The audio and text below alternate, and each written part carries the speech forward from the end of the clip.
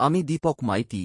আজ আমি David হেইনেমেয়ার Hanson, যিনি তাঁর আদ্যক্ষর ডিএইচএইচ নামেই বেশি পরিচিত, তাঁর সাফল্যের গল্প শুনছি।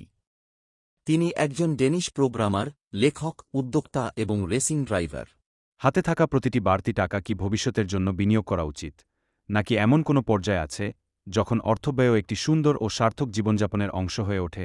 এই নিবন্ধে আলোচনা করা হয়েছে যে এর উত্তরটি মূলত আপনি কি কিনছেন তার ওপর নয়, বরং কেনার আগে আপনি নিজে কেমন মানুষ হয়ে উঠেছেন তার ওপরই বেশি নির্ভর করে। একজন সফটওয়্যার উদ্যোক্তা সম্প্রতি এমন একটি কথা বলেছেন যা আমার মতো মানুষদের অস্বস্তিতে ফেলার উদ্দেশ্যেই বলা হয়েছিল, কিন্তু তা আমাকে বিচলিত করতে পারেনি। আর কেন পারেনি, এই লেখায় সেটাই ব্যাখ্যা করা হয়েছে।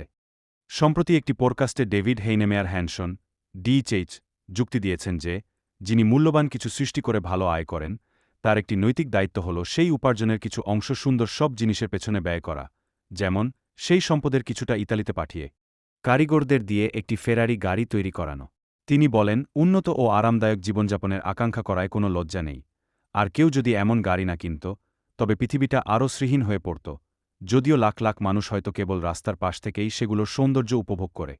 আমাদের সুন্দর ফেরারি এবং অন্যান্য বিলাসবহুল পণ্যের প্রয়োজন রয়েছে, এমনকি সেগুলোর মালিকানা আমাদের না থাকলেও।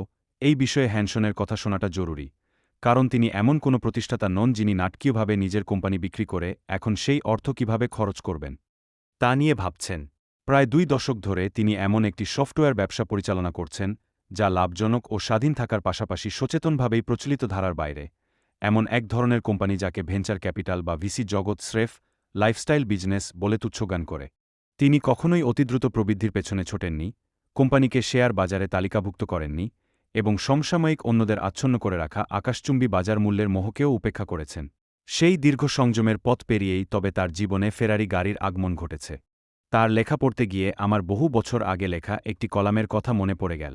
সেটি ছিল এক তরুণকে নিয়ে, যে সবেমাত্র উপার্জন শুরু করেছিল এবং 2.5 লক্ষ টাকা দামের একটি মোটরসাইকেল কেনার জন্য তীব্র আকাঙ্ক্ষা পোষণ করত। সবাই তাকে বুদ্ধিমানের মতো পরামর্শ দিয়েছিল এবং হিসাব করে দেখিয়েছিল যে ওই টাকা জমাতে তার কত সময় লাগবে। কিন্তু আমি উল্টো যুক্তি দিয়েছিলাম, সে যদি খুব হিসেব করে টাকা জমাত, তবে বাইকটি কেনার সময় তার বয়স হতো 30 বছর, আর ততদিনে হয়তো সেই তীব্র আকাঙ্ক্ষা এবং তা পাওয়ার আনন্দ ম্লান হয়ে যেত।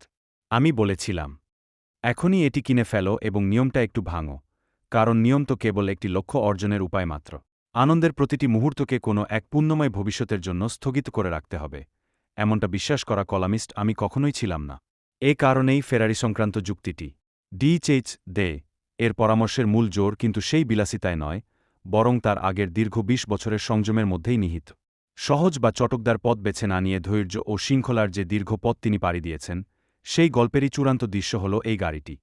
সমস্যা হল, মানুষ কেবল গাড়িটি এবং তা নিয়ে করা মন্তব্যটুকুই দেখে।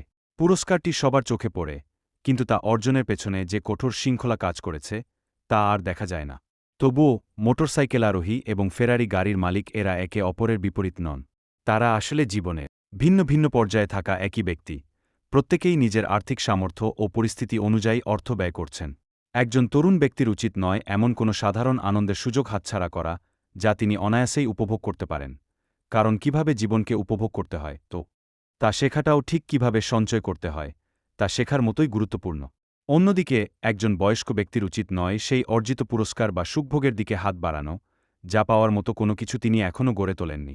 উভয় ক্ষেত্রেই ভুলটি একই, এমনভাবে অর্থ ব্যয় করা যা ব্যক্তির বর্তমান পরিস্থিতির সাথে আর মানানসই নয়। তা সত্ত্বেও ডিএইচএইচ এর এই মতামতের মধ্যে এক ধরনের আকর্ষণ রয়েছে যে সুন্দর জিনিসের অস্তিত্ব থাকা উচিত এবং সেগুলো তৈরির জন্য কাউকে না কাউকে অর্থ ব্যয় করতেই হবে। জীবন যদি কেবল চক্রবৃদ্ধি হারে সম্পদ বাড়ানোর মধ্যেই সীমাবদ্ধ থাকে, যেখানে কোনো অর্থই খরচ করা হয় না কারণ প্রতিটি অর্থকরেই আরও কিছুটা বেড়ে ওঠার সুযোগ রাখে, তবে কোনো কিছু গড়ে তোলার মূল উদ্দেশ্যটাই যেন হারিয়ে যায়। তাই যখন আপনি এমন একজন মানুষ হয়ে উঠবেন যিনি ফেরারি কেনার মতো যোগ্যতা অর্জন করেছেন, তখন অবশ্যই তা কিনবেন। আর ততদিন পর্যন্ত পাশ দিয়ে চলে যাওয়া ফেরারি দেখে মুগ্ধ হন এবং সেই সময়টুকু কাজে লাগান যে সময়গুলো আসলে আসল কাজের মধ্য দিয়ে অতিবাহিত হয়। আসল প্রাপ্তি, তা ফেরারি গাড়ির মতো কোনো বিলাসবহুল বস্তু হোক কিংবা মোটরসাইকেলের মতো ছোট কোনো আনন্দের বিষয়, তা হওয়া উচিত ধৈর্য, শৃঙ্খলা এবং জীবনের বর্তমান পর্যায়ের সাথে সামঞ্জস্যপূর্ণ জীবনযাপনের ফল। সুন্দর কোনো কিছুর আকাঙ্ক্ষা করা বা তা উপভোগ করা দোষের কিছু নয়, তবে এর প্রকৃত সার্থকতা নিহিত রয়েছে নিরলস প্রচেষ্টা। ও সংযমের মাধ্যমে তা অর্জন করার মাঝে। কেবল সম্পদ সঞ্চয় কিংবা কেবল তা খরচ করার মধ্যেই জীবনকে সীমাবদ্ধ রাখা অর্থহীন। কঠোর পরিশ্রম এবং সঠিক সময়ে তার সুফল উপভোগ, এই দুয়ের মধ্যে ভারসাম্য বজায় রাখার মাধ্যমেই জীবনের প্রকৃত তৃপ্তি ও সার্থকতা খুঁজে পাওয়া যায়। সুন্দর বস্তুগুলোর গুরুত্ব অবশ্যই আছে, তবে সেগুলোকে অর্জনের পথে যে যাত্রা ও শৃঙ্খলা প্রয়োজন, তার গুরুত্ব আরও অনেক বেশি।